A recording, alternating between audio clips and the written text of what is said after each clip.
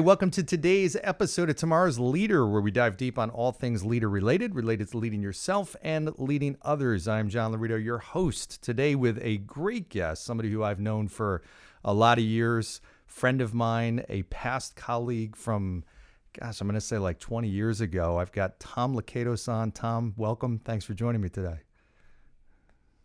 Thanks. 20 years, John. That's scary. Dates us a little bit, but it goes fast, doesn't it? That was a long time ago, man. I remember. So my earliest memories were, way back in the Ameriprise days, you running an office, me running an office, and you were that guy on that scorecard that I'm like, all right, you and I just battling back and forth, trying to get up to the top spot. And that was my first experience with Tom Lakatos. So then we met at a conference, and I'm like, I like this guy a lot. This is a guy that I have fun competing with. So yeah, thanks, man. Yeah.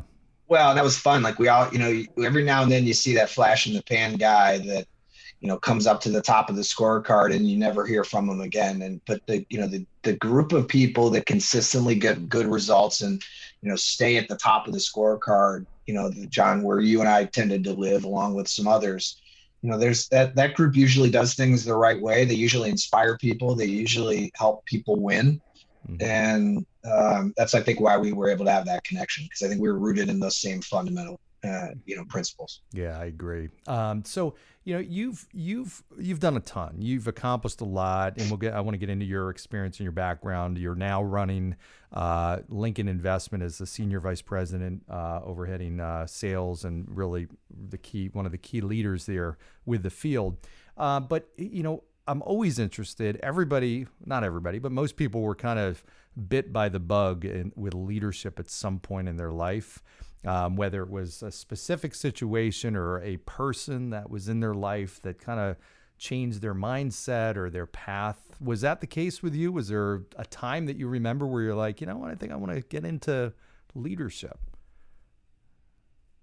Yeah, it's a great question. I mean, I think the answer is I was always one that gravitated towards positional lead. There's an old saying that, we used to hear at Ameriprise that's very true. And that is that leaders are often chosen by the led, right? And so, my first experience with leadership was that people chose me early on, right? Whether that was captain of the baseball team or, captain of the sports team or student council president or things like that. I always found myself being chosen by my peers to be in a position of leadership. I was always outspoken. I was always a good student. And, I think people liked me and respected me.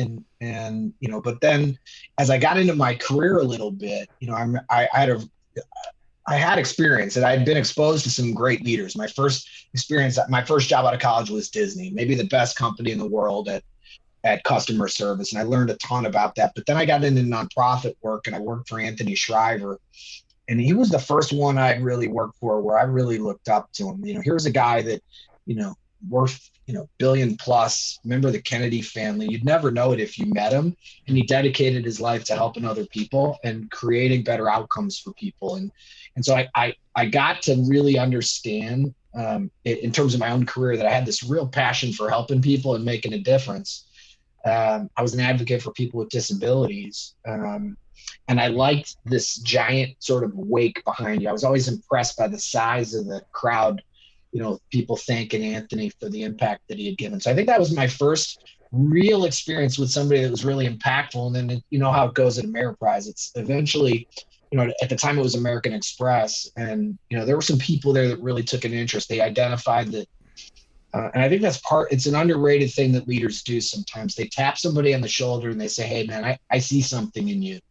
In my case, that was Peter Velarde, who I think Peter was the SVP of the South. I was a young manager in his region in 2004, and he and his staff had identified me as a high potential leader. And at that point, Peter took a real interest in my career, regular one-on-ones and, ongoing coaching and mentoring, made sure that I took an opportunity outside of his region so that I'd be exposed to different ideas and different people. Peter's got that way about him. And, he figured out really quickly with me that, I didn't need a whole lot of pushing. You just had to kind of steer me a little and coach me.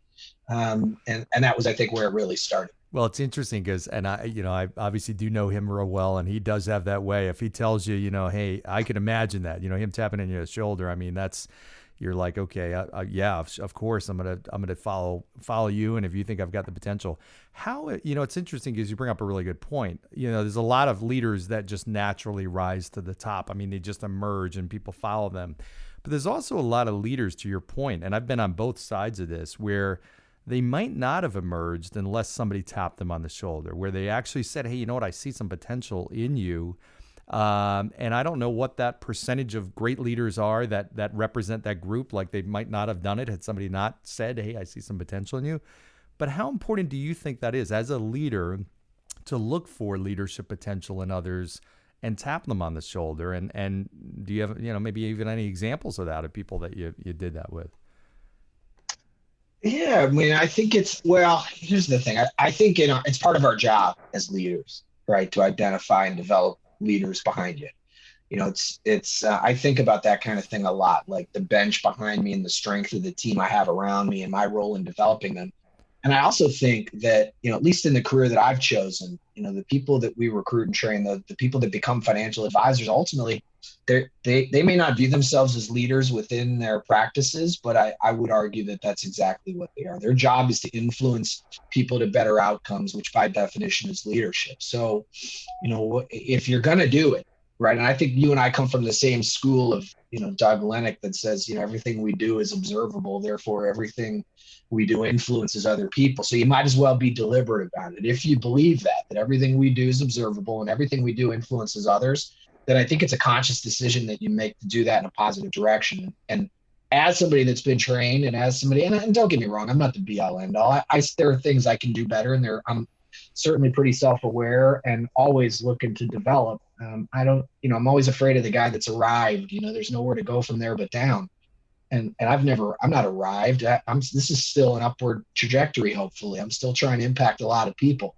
So yeah, I think that it's part of my role to tap people on the shoulder and say, I see something in you and I'd like to develop it in you. And that was one of the cool things I learned about Peter. When you lead a bunch of sales leaders, he knows that they're all sales leaders. So of course they're going to position all of their people as the greatest thing since sliced bread. And Peter was very in tune with that. So, it was sort of a trust but verify thing. I remember he used to send Jill Jakes, who was his implementation manager, he used to send Jill on the road to go observe firsthand everything that, spend a day in the field with every leader in his region. And Jill would come back and force rank everybody and say, here's what I think, here's what they say are the top leaders. Here's what I say are the top leaders. And if Peter identified you as a top leader through that process, he took a personal interest in your career. And it's been pretty amazing. Like, it's, you think, some people say that, and then you have one-on-one and you never hear back from them again.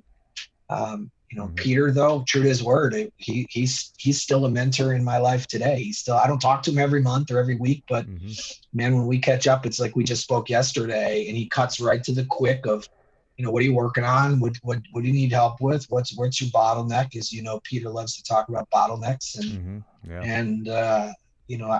I've tried to pay that forward, and I've tried to be that for some people, because I feel like, I don't know that I'd be where I am without him, to your point. Like, it's, I think about that a lot. I think I'd be successful. I think have a great practice with a lot of clients. I just don't know that, I'm much more motivated by impacting a group of advisors and a group of clients. Well, and the other thing too, which I think is worth saying, is,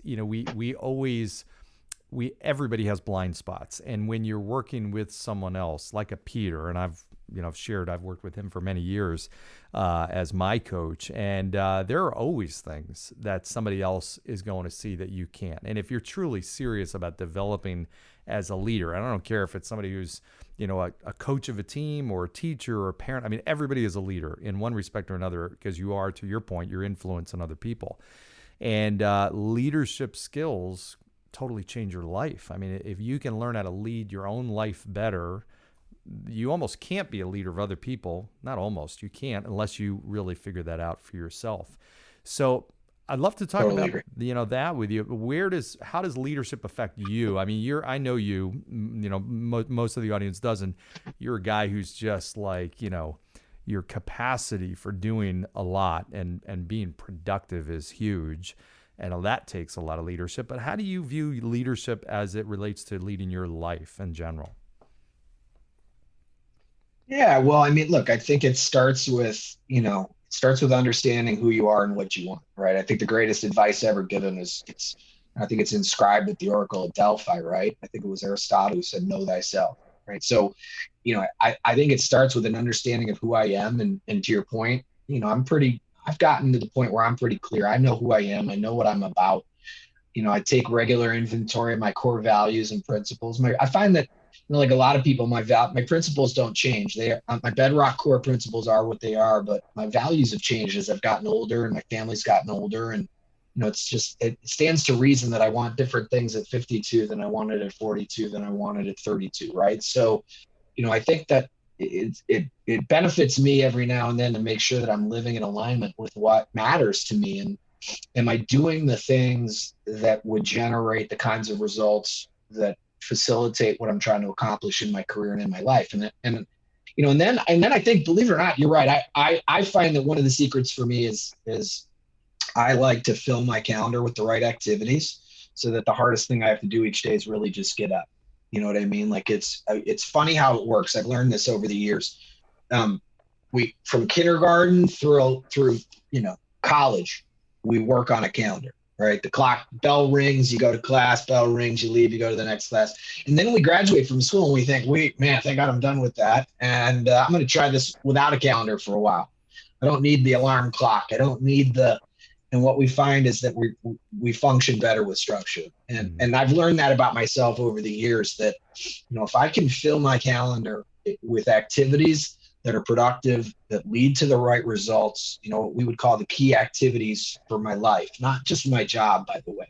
I'll never forget this, John. It's one of the lessons I learned when I was a first year financial advisor. I learned the power of executing. Because here's what I know, right? If I succeed, and I know people like this, and I'm sure you do, but if I succeed at work at the expense of my life, do I really win? I'm not sure. And if I succeed at home, but I fail in my career, do I really win? Again, I'm not sure. I think it only really works if I win everywhere, right? And winning that may mean different things to me than it does to you. I'm not talking about amassing the most riches. I'm talking about a fulfilled life. To me, winning is having a fulfilled life without financial stress, where I have a strong impact on and positive impact on the people around me, right? That leads to fulfillment for me. And so ultimately, I had this in my first year. I remember I was really worried about this because I was just married, right? I started in the career in 2001. I had just been married in November of 2000. And I was really concerned that I was going to jeopardize my new marriage. And I remember saying to my manager at the time, I said, listen, we had this process called Woody Woofy. It was really, what do you want for yourself? And personal goals, self-development goals, right? And my number one self-development goal was I wanted to be a great husband. I had just gotten married. And he said, well, great. I need you to schedule activities in your calendar every week that work towards being a great husband. I didn't even know what he was talking about. I'm like, what do you mean? He's like, well, I want to see a date night in there. I want to see you go to lunch once a week with your wife, right? I'm going to ask you if you've called your wife during the day from time to time. And the answer better be yes. And he, believe it or not, he held me accountable to being a great husband. He would ask me in my one-on-ones, how was your date night? Did you have lunch with your wife? Wait, I noticed you substituted that week. When are you rescheduling it? And literally, I learned the power of leadership as it relates to helping people win in their life. And it was profound. I've always taken this sort of approach since then, because I think it's immensely powerful when you're able to really impact people in that way. That's to me true leadership, and it's how it's impacted my life. It's become so much more than just something I do at work. You know what I mean? Like it affects how I interact with my kids. It affects how I interact with my wife, and hopefully it affects how they interact with people. Yeah. Because I think a lot of it's transferable. Yeah, there's so much there in what you said. I mean, I think about a couple things. One is you're so right. I mean, the pinnacle of life is happiness. Everybody wants to be happy, and that's defined differently by different people, by everybody. But, figuring out what that means to you, and like you said, it's not necessarily about accumulating this massive amount of wealth. I used to think that, okay, if I'm successful in business and I'm willing to do whatever it takes to be successful in business, then naturally I'm going to be successful personally. I'm going to be successful in my relationship. I'm going to be successful health-wise. And then I realized it's not. I mean, I remember a time in Hartford actually where, I took over that office. I'm like, I'm going to do whatever it takes to turn this place around. And I was there at 6 a.m. until 10 at night some nights. And I'm like, okay, it doesn't take long before you quickly realize, okay, that there's sacrifices and consequences to being that imbalanced, especially for an extended period of time. And when you figure out how to get everything working, and to your point, from the other perspective as a leader working with people, and you figure out what's important to them outside of work, I always am amazed at the leaders that never have any conversations with their people about anything other than work. They don't know their family situation. They don't know their hobbies. They don't know the interests behind them. I remember working with a leader of mine who I went through the Witty Whiffy exercise, and I found out one of his big goals, he was a musician too, and he wanted to build his own studio inside his house.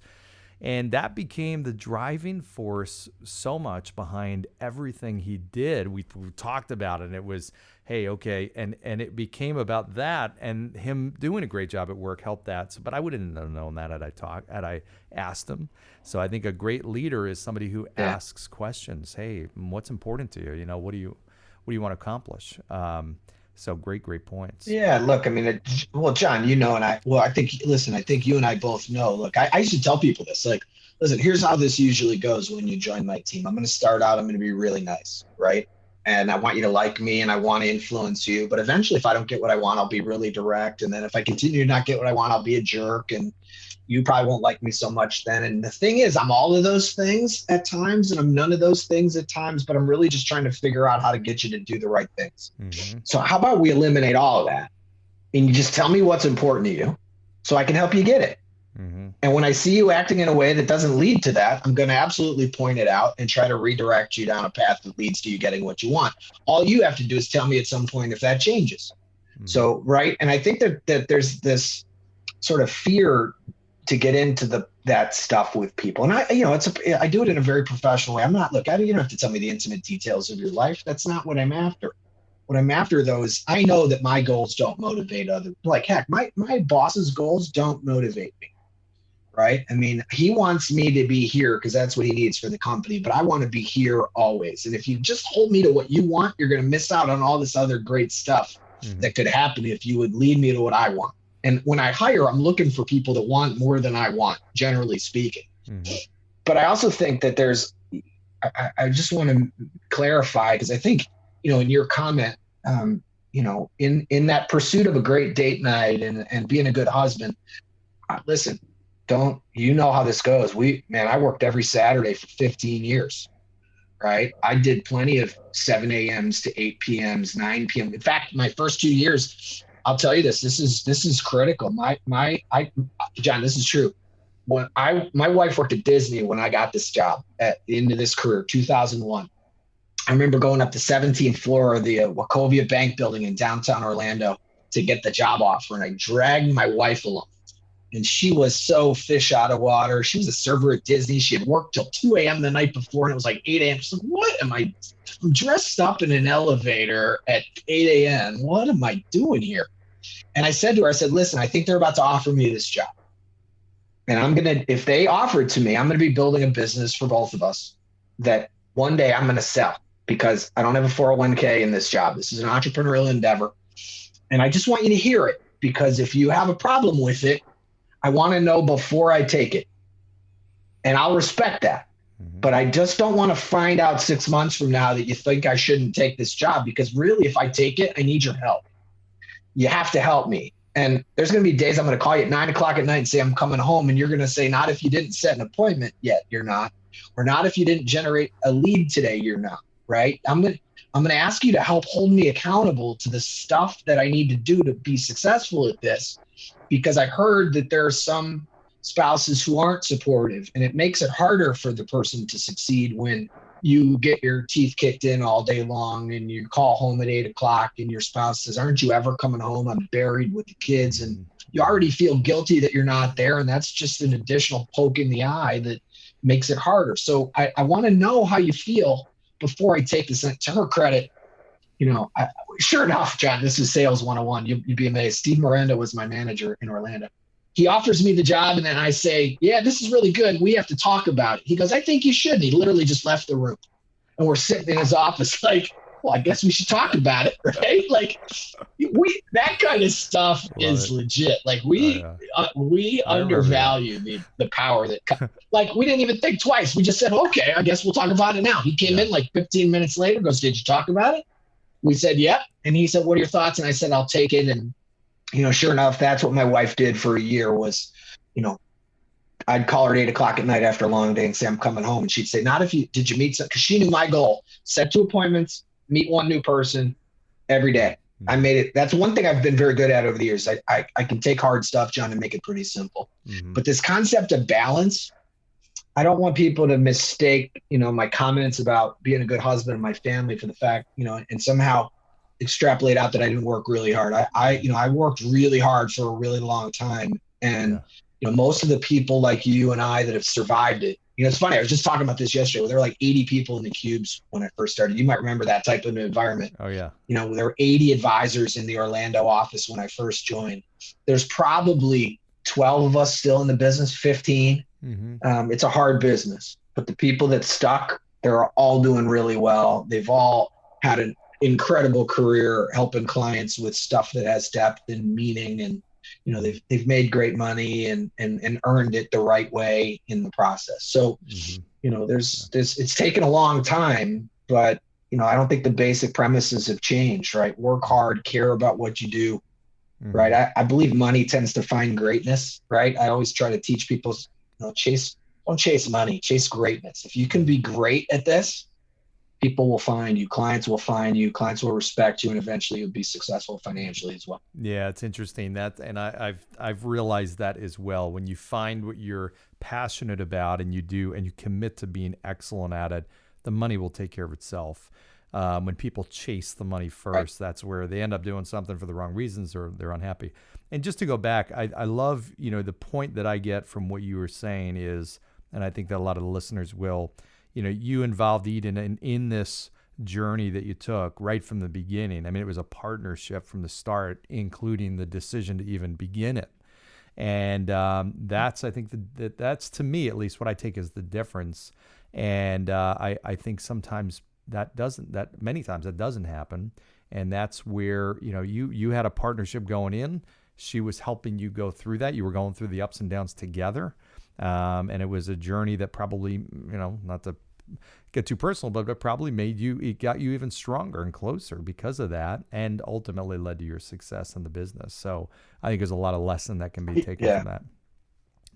Yeah. Well, what's funny, John, is that you're absolutely right. It continued. I mean, as I started to do well and started to, as I dug in and I started to have success in the leadership track, and it looked like that was going to be my path. As you know, in a large company like Ameriprise, if you want opportunities like that, you have to be willing to move.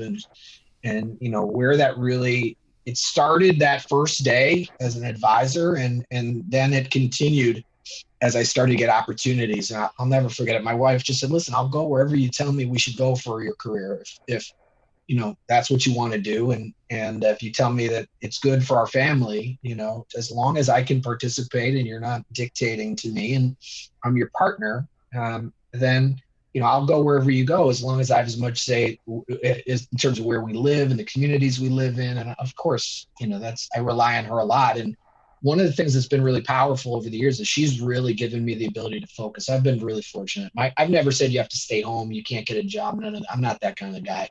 What I've said is you choose. If you want to work outside the home, work outside the home, and we'll solve for that. And if you don't want to work outside the home and you want to stay home, obviously I'd love my kids to be raised by their mom, and I'm great with that too. So, and she chose to stay home since we started moving around in 2005. And, every day my kids are little reflections of her, and she's the kindest person I know, but she's put me in a position over the years to really have the ability to focus, which is, I think, very underrated. She takes care of a lot of the stuff at home, so I don't have to. And so I can, because she knows that my job's pretty intense and that I need to be really focused in order to be successful at it.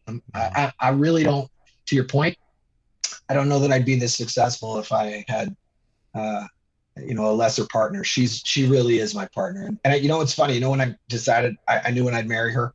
So when I worked on a nonprofit work, prior to this, I enjoyed every minute of it. I worked for Best Buddies in Florida, made no money, but I was, fundraising and developing, and I was building a monster network that really benefited me when I became a financial advisor, really connected people. And the whole time my wife was working at Disney, and she basically carried me through my 20s because she was making great money, believe it or not. Servers at Disney. My wife worked at the California Grill on top of the Contemporary, and she worked at Citrico's at the Grand Floridian, both really nice restaurants where it's slow dinner, lots, expensive meals and great tips. And I just kept telling her, I have a plan. She never once asked me what the plan was. So I saved money in my first 2 years as an advisor, and I managed, before we got married, I took her to New York City, and I had saved 10 grand, and I had a cab take us West Fifth Avenue and West and East 78th, and we got out of the cab, and she said, "What are we doing?" I said, "We're going to walk down Fifth Avenue, and I saved $10,000 to thank you for everything you've done. And I want to stop in whatever store you want to stop in, and I want you to buy yourself whatever you want. I think, I can't say thank you enough." Well, she didn't spend a penny. We walked down, there's David Yurman, there's Coach, there's Barney's. And she'd go, no, we have the Barney's outlet in Orlando. I wouldn't buy anything. So, and at the end of the street, she goes, "Why don't we just invest the 10 grand?" And I'm like, almost right on the spot, I almost dropped to my knees, and I thought I'd found the right person. So wow, man. She's truly been, it's funny, the roles, we learned since then, John. Yeah. They have a name for that, right? The time enabler versus the time demander. It's a leadership concept. Mm-hmm. My wife has always been a time enabler for me, deliberately for years. And it's a huge part of my success, I think, over the years. That's fantastic, man. I have chills. I love that story. You might have some wives listening that are saying, "What? You turned down 10 grand at Fifth Avenue? What?" But I love it. Yeah. Great. I think stuff, it's man. For what it's worth, I think it's still in a Roth IRA. It's grown a little bit since probably then. quadrupled, if not more. Awesome stuff, man. I've loved our conversation. I know we're at the end of our time here. We will put a link there so people can see you on LinkedIn, of course. For those that want to learn a little bit more about what you do, or at Lincoln, is that the best way for people to reach you that way, through LinkedIn? Yeah, LinkedIn's a great way to make contact with me, and I certainly welcome it. As you know, John, I'm a student of leadership. I believe that it matters, and I'm grateful for people like you that do this and facilitate these sorts of conversations to make people more aware of it. That's great. Well, I know this will be a popular episode, and you've provided a lot of value, so appreciate you having you, buddy. This has been great. So, and thanks, my pleasure, John. Anytime. Absolutely. Thanks, everybody, for tuning in today. I've been here with Tom Lakatos, Senior VP of Lincoln Investment. As always, make sure you like, subscribe, share, and, of course, go down below, give a 5-star review. Let us know your thoughts. I always appreciate your thoughts and ideas on future topics as well as future guests. And stay tuned. In a matter of 2 days, at least from today, my book, Tomorrow's Leader, comes out on ebook format on the 27th, and another couple months hard copies. So I will keep you up to date on that. As always, appreciate your time today. Look forward to seeing you next time. Thanks, everybody. Take care.